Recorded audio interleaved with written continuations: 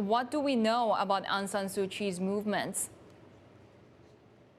Oh, not too much. The head of the legal defense team for both sides, Suu Kyi, had told her lawyers during a meeting before her court appearance on May 24 that she'd been moved one night earlier to an unfamiliar location.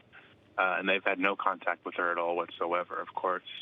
During this meeting, Suu Kyi had vowed that her pro-democracy political party would continue its work despite being slated for dissolution.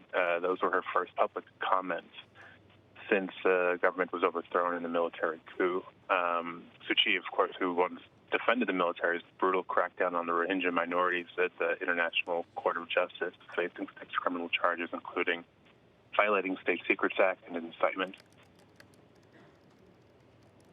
Philip, what are we hearing from the shadow government? Yeah, the National Unity Government has expressed some serious concerns for their safety. They've labeled the regime a terrorist military council and reiterated its efforts to ensure accountability and justice, and urged that the junta take responsibility for its actions after the coup and against its ethnic nationalities.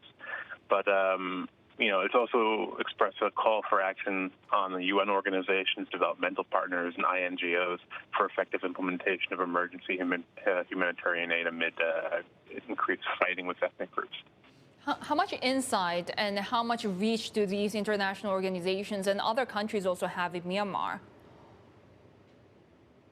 Well, there are countries, particularly in Asia, that have a wider reach with investment prospects in Myanmar.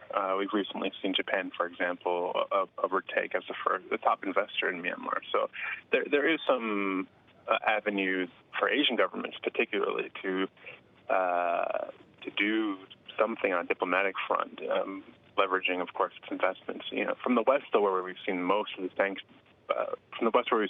sanctions, coming, though, there's very little investment from Western countries. So in terms of what they're able to do, it's difficult to tell.